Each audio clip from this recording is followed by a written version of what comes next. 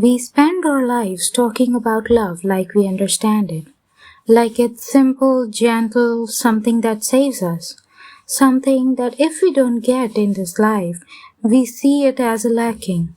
But poetry, real poetry, doesn't comfort you. It is art, and we all know about art. It unsettles you. It holds up a mirror and asks questions you were hoping to avoid. We have all heard that saying. Art should comfort the disturbed and disturb the comfortable. Hello, I'm Miss BJ and welcome back to my channel. Let's move on to the good part. I think this poem we are going to discuss today, though small, plays both parts as promised by all kind of art. Today, we step into the mind of William Blake, a man who looked at love and refused to romanticize it without knowing the consequences. In his poem, The Clod and the Pebble, he gives us not one definition of love but two, and neither of them is easy to accept. But the other version of love this poem has described, you would never accept it unless you have experienced it. So don't just listen, question it, feel it, and most importantly, recognize it. The clod whispers to us about love as sacrifice, and just when we begin to believe it, the pebble speaks and shatters the illusion. The pebble does not sing, it declares. It is cold and certain. Love, it says, does not give. It takes, it seeks itself, it serves only itself, like a beast. This is not the love of poetry and roses. This is the love that grips, that claims, that says you are mine because I need you to be. It is jealous, it is possessive, it finds pleasure not in harmony but in control. And then Blake strikes with brutal clarity. It builds a hell in heaven's despite. Do you see it?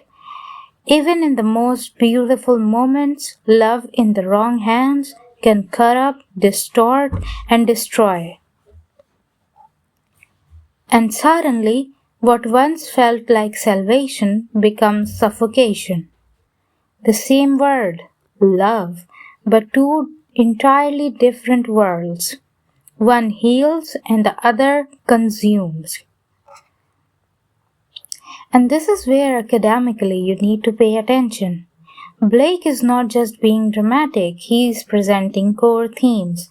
Love as selfless versus selfish, innocence versus experience, love as freedom versus control, and the idea that love can either create or destroy, and at the same time do both. Look at them side by side. The clod. It is soft, it is yielding, it is selfless, willing to break and to sacrifice, just to give. And let's not lie, we have all been there. The pebble. Hard, unmoving, guarded, perhaps by experience of years, determined to possess rather than to become vulnerable or possessed. And Blake refuses to guide us. No answers, no comfort, but no judgment either. And even the speakers themselves matter. The clod, soft and easily shaped, represents innocence. The pebble, hard, resistant, represents experience. Blake uses objects to explain human psychology, efficient and slightly brutal. Because love, real love, is not a single truth. It is a contradiction. It is a compromise. It is a tenderness and it is fear.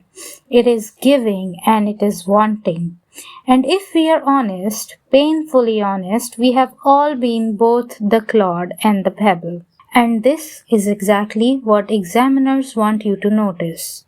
Blake does not choose a side. Instead, he represents love as a complex, shifting, and deeply human thing. So do not ask which one is right. Ask yourself something far more dangerous. When you love, do you set someone free or do you quietly try to hold them still even if they do not want it? That is Blake's genius. Not that he defines love, but that he forces you to confront the kind you carry within you. If this were to appear in your exam, it might sound something like discuss how William Blake represents different ideas about love in the Clod and the Pebble.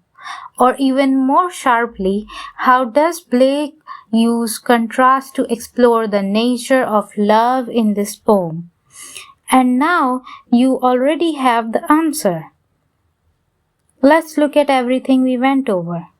2 voices, 2 definitions of love, no clear answer, just a question that stays with you long after the poem ends.